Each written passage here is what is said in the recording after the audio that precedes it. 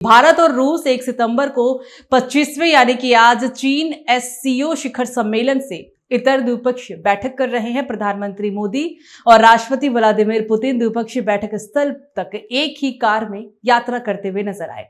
Xi Jinping ने SCO शिखर सम्मेलन के उद्घाटन समारोह में शामिल होने तियानजिन पहुंचे। पुतिन और प्रधानमंत्री मोदी का इस दौरान स्वागत भी किया गया। तो पुतिन के साथ द्विपक्षीय बैठक में प्रधानमंत्री नरेंद्र मोदी ने एससीओ की बैठक को संबोधित करते हुए कहा कि आतंकवाद शांति की राह में सबसे बड़ा खतरा है।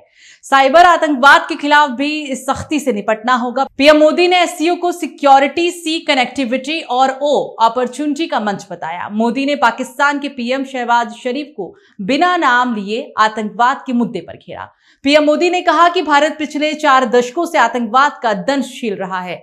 हाल ही में हमने पहलगाम में आतंकवाद का सबसे बड़ा रूप देखा था। इससे पहले चीनी राष्ट्रपति शी जिनपिंग ने तियानजिन में शंघाई सहयोग संगठन यानी एससीओ के शिखर सम्मेलन की अध्यक्षता की। इस दौरान उन्होंने सदस्य देशों को संबोधित करते हुए कहा कि संगठन की प्रगति और भविष्य की दिशा पर इस दौरान शी जिनपिंग ने जोर दिया। हमेशा अनुभव करता हूं कि आपको मिलना मतलब एक यादगार मीटिंग भी होती है। बहुत सी चीजों की जानकारियों का आदान प्रदान करने का अवसर मिलता है। हम लगातार संपर्क में रहे हैं। दोनों पक्षों के बीच नियमित रूप से कई उच्च स्तरीय बैठकें भी हुई है।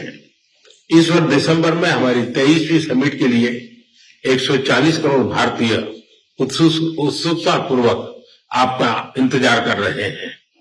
एक्सेलेंसी, ये हमारी special and privilege strategic partnership की गहराई और व्यापकता का परिचायक है। कठिन से कठिन परिस्थितियों में भी भारत और रूस हमेशा कंधे से कंधा मिलाकर चले हैं। हमारा करीबी सहयोग न केवल दोनों देशों के लोगों के लिए बल्कि वैश्विक शांति, स्थिरता और समृद्धि के लिए महत्वपूर्ण है। एक्सेलेंसी, यूक्रेन में चल रहे संघर्ष के विषय में हम लगातार चर्चा करते रहे हैं। हाल में किए गए शांति के सभी प्रयासों का हम स्वागत करते हैं। हम आशा करते हैं कि सभी पक्ष कंस्ट्रक्टिवली आगे बढ़ेंगे। संघर्ष को जल्द से जल्द खत्म करने और स्थायी शांति स्थापित करने का रास्ता खोजना होगा। ये पूरी मानवता की पुकार है। एक्सेलेंसी, एक बार फिर आपका मैं हृदय से बहुत बहुत धन्यवाद करता हूं। तो कांग्रेस सांसद राहुल गांधी और राजद नेता तेजस्वी यादव के नेतृत्व में निकाली जा रही वोटर अधिकार यात्रा का आज अंतिम दिन है। सासाराम से शुरू हुई इस यात्रा का आज राजधानी पटना में समापन होगा, जहां अब राहुल गांधी और मल्लिकार्जुन खड़गे पटना एयरपोर्ट पर पहुंचे हैं।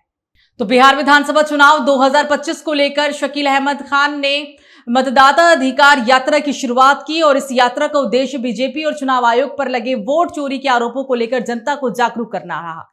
लाखों लोगों की भागीदारी ने इस जन आंदोलन का रूप भी दे दिया। तेजस्वी यादव और राहुल गांधी समेत इंडिया गठबंधन ने एकजुटता दिखाई। यात्रा ने न केवल चुनावी हेराफेरी के खतरे को उजागर किया बल्कि जनता और उनके बच्चों के भविष्य पर इसके प्रभाव को भी सामने रखा। गठबंधन में नए दलों को जोड़ने और सीट बंटवारे पर भी बातचीत जारी है।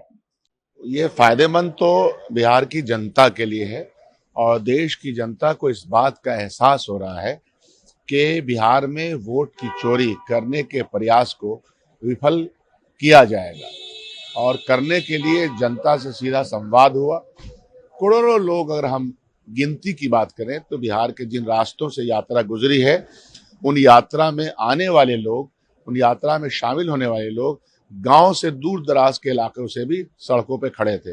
ये एक ऐसा मंजर था जो मैंने पहले कभी नहीं देखा था। लोगों में ये एहसास है कि यस, वोट की चोरी और इलेक्शन कमीशन और भारतीय जनता पार्टी ने मिल करके गड़बड़ तो किया है, तो ये एहसास लोगों में जागा है। आज के दिन में जो हमारा मार्च है वो बहुत ही महत्वपूर्ण है और बड़ी तादाद आप देखिएगा, बहुत बड़ी तादाद में लोग मार्च करेंगे। इस बार आप देखिएगा कि 2020 की बात अगर मैं करूं, मैं उस वक्त भी शामिल था इसमें। इस बार अगर आपने देखा हो कि डे 1 से अलायंस के पहली मीटिंग से लेके आज तक ये साथ बना हुआ है और मुख्तलिफ तरीकों से एक साथ आया है। इस यात्रा में भी शामिल रहा, तकरीरों में शामिल रहा, एक दूसरे की बात लोग करते रहे, समर्थक ग्रुप बड़े पैमाने पे आए। तो इस चीज का फायदा भी होगा हम लोगों को, इस बार ज्यादा हो मिलेगा। तो वहीं यूपी में प्रगति से लगाव और बच्चों से घुलने मिलने की प्रवृत्ति के कारण योगी आदित्यनाथ की छवि हर दिल में बसी है। हर दौरे पर निरीक्षण और कार्यक्रम में बच्चों को देख योगी आदित्यनाथ उनसे मिलते हैं, हालचाल जानने के साथ पढ़ाई के बारे में भी पूछते हैं और फिर चॉकलेट भी देते हैं। एक ऐसा ही नजारा लखनऊ में भी देखने को मिला, जहां पर मुख्यमंत्री योगी आदित्यनाथ जनता दर्शन में लोगों की समस्याएं सुन रहे थे। तभी एक बच्चा दिखा।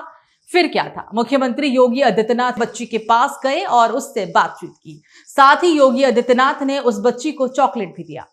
तो जम्मू कश्मीर कला संस्कृति और भाषा अकादमी की साप्ताहिक रंगधरा पहल के तहत कश्मीर कला मंच के कलाकारों ने टैगोर हॉल श्रीनगर के कश्मीरी नाटक का मंचन किया है। हकीम जावेद द्वारा निर्देशित और प्रसिद्ध नाटककार शौकत शहरी द्वारा लिखित इस नाटक का मुख्य विषय हिंदू मुस्लिम भाईचारे पर आधारित रहा। नाटक ने अपने सशस्त्र संदेश और कलाकारों के दमदार अभिनय से दर्शकों को मंत्रमुग्ध कर दिया। आज मॉडर्न थिएटर को भी एक स्पेस मिली जो अभी काफी दूर है, क्योंकि अगर हम देखेंगे फोक को ज्यादा तरजीह दी जा रही है, क्योंकि हम इसके खिलाफ नहीं है कि फोक को तरजीह मत दी, क्योंकि फोक भी हमारा ही हिस्सा है। लेकिन कंटेम्परेरी के मामले में थोड़ा कम सोचा गया है, क्योंकि अगर हम देखेंगे लास्ट 2 years फेस्टिवल भी नहीं हुए। जो हमारे यहाँ पे जश्न तमसील के नाम से कल्चरल एकेडमी फेस्टिवल हुआ करती थी, वो भी नहीं हुए। लेकिन अब की बार इन्होंने जो पहल की है हमारी एकेडमी ने, तो हम ये तो हौसला अफजा बात है। तो हम चाहते हैं कि कंटेम्परेरी थिएटर को ज़्यादा से ज़्यादा जगह दी जाए, ताकि ये जो आर्टिस्ट इसके साथ मुंसलिक हैं उनको भी एक स्पेस मिले, उनको भी एक जगह मिले और उनको भी काम करने का मौका मिले, और एक ऐसा सिचुएशन, एक ऐसा वातावरण बने जो पब्लिक और एक आर्टिस्ट के दरमियान एक खला पैदा हुई है, वो खिला दूर हो जाए। बात होगी अब हरियाणा की। हरियाणा के कुरुक्षेत्र में राष्ट्रीय खेल दिवस पर साइकिल लोथान का आयोजन किया गया। इस कार्यक्रम में मुख्यमंत्री नायब सिंह सैनी मुख्य अतिथि के रूप में शामिल हुए। साइक्लोथॉन रैली का मुख्य उद्देश्य लोगों में फिटनेस और स्वास्थ्य के प्रति जागरूक फैलाना है। इस दौरान हरियाणा के सीएम नायब सिंह सैनी ने लोगों को फिटनेस होने के प्रति भी जागरूक किया है। सभी जिलों में साइक्लोथॉन का आयोजन कर रहे हैं। आज का यह दिन ये हम सब के लिए गर्व और गौरव से भर देता है, न केवल इसलिए कि अब हरियाणा खेलों का पावर हाउस है, बल्कि इसलिए कि आज राष्ट्रीय खेल दिवस हमें हॉकी के जादूगर श्री ध्यानचंद जी की याद भी दिलाता है। मित्रों, उनके जन्मदिन को राष्ट्रीय खेल दिवस के रूप में मनाया जाता है। मेजर ध्यानचंद जी भारत माता के सच्चे सपूत, उनके नेतृत्व में भारतीयों ने हॉकी का स्वर्णिम इतिहास रचा है। इसके फलस्वरूप हॉकी को राष्ट्रीय खेल का दर्जा भी मिला है। उन्होंने भारतीय हॉकी टीम को उन बुलंदियों पर पहुंचाया जिनसे हमने 3 बार ओलंपिक स्वर्ण पदक जीते हैं। यह किसी भी राष्ट्र के लिए ये गौरव की बात है। मेजर ध्यानचंद जी हमारे युवा खिलाड़ियों के लिए एक प्रेरणा स्रोत हैं। उनके जन्मदिन को राष्ट्रीय खेल दिवस के रूप में इसलिए मनाया जाता है ताकि हमारे खिलाड़ी उनके जैसी लगन और मेहनत करके वैसी ही उपलब्धियां प्राप्त करने के लिए उनको प्रेरित हो। तो दिल्ली में यमुना नदी का जलस्तर एक बार फिर से खतरे के निशान से ऊपर चला गया है। पहाड़ी इलाकों में लगातार हो रही बारिश और हरियाणा के हथनीकुंड बैराज से छोड़े जा रहे पानी ने नदी के प्रवाह को तेज कर दिया। इससे राजधानी दिल्ली में बाढ़ की आशंका गहरा गई है, जिसे देखते हुए अब प्रशासन ने सभी संबंधित एजेंसियों को हाई अलर्ट पर रखा है। बात होगी अब उत्तराखंड की। उत्तराखंड में मौसम ने एक बार फिर से करवट ली है। उत्तराखंड में भारी बारिश हुई। भारी बारिश होने से तापमान में गिरावट भी आई। वहीं भारी बारिश होने से खेतों में पानी भी भर गया, जिससे किसानों की फसलों को काफी नुकसान पहुंचा है। तो इस साल मानसून का कहर लगातार जारी है। कई राज्यों में बारिश से राहत और कम परेशानियां ज्यादा झेलनी पड़ रही है। मुंबई से लेकर राजस्थान और पंजाब में भी लोग अब बारिश की वजह से परेशान हैं।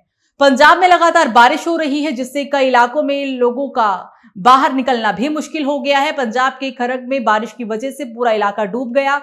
आप तस्वीरों में भी देख सकते हैं कि कैसे पानी यहां पर भरा हुआ है।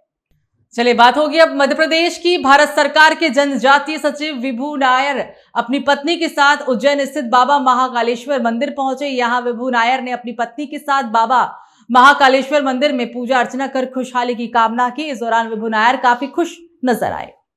तो मुख्यमंत्री भजनलाल शर्मा ने कहा कि बिहार में कांग्रेस आरजेडी ने निर्लज्जता की सभी हदों को पार कर दिया है। उन्होंने कहा कि राहुल गांधी और तेजस्वी यादव द्वारा मंच से भारत मां के लाडले सपूत यशस्वी प्रधानमंत्री नरेंद्र मोदी की दिवंगत माता जी पर की गई अभद्र टिप्पणी घोर निंदनीय है। इस कृत्य के लिए देश कांग्रेस आरजेडी को कभी माफ नहीं करेगा। गुरुवार रात को वीडियो संदेश के जरिए उन्होंने कहा कि मां जानकी की पावन धरती, ज्ञान की भूमि और तपोस्थली बिहार में प्रधानमंत्री जी की स्वर्गीय माताजी का अपमान इन पार्टियों के चरित्र और संस्कार को दर्शाता है। राहुल गांधी और तेजस्वी यादव सहित इंडी गठबंधन के नेताओं को यह हजम नहीं हो रहा कि एक गरीब मां का बेटा देश के प्रधानमंत्री पद पर कैसे आसीन है और कैसे देश की जनता उन्हें अपने दिलों में बिठाया हुआ है।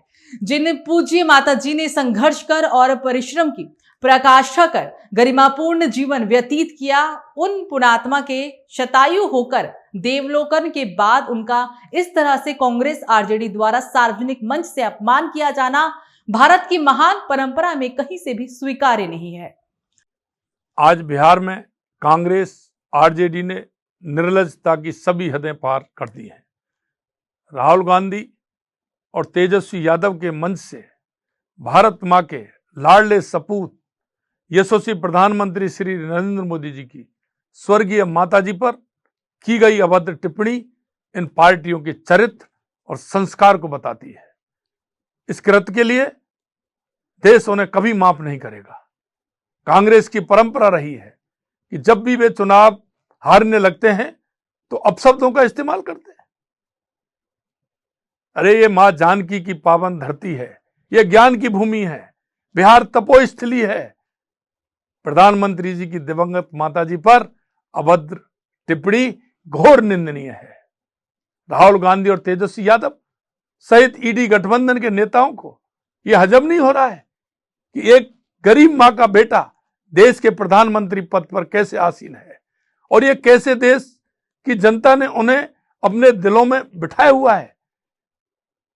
जिन पूज्य माताजी ने संघर्ष कर और अपने परिश्रम की पराकाष्ठा कर गरिमापूर्ण जीवन व्यतीत किया, उन पुण्यात्मा के सताई होकर देवलोक गमन के बाद उनका इस तरह से कांग्रेस आरजेडी द्वारा सार्वजनिक मंच से अपमान किया जाना भारत की महान परंपरा में कहीं से भी स्वीकार नहीं किया जा सकता।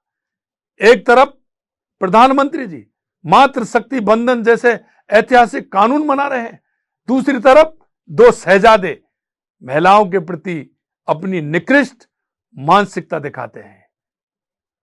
यह भारत की मातृशक्ति का घोर अपमान है। यह खुद भी भ्रष्ट हैं और इनकी मति भी भ्रष्ट है।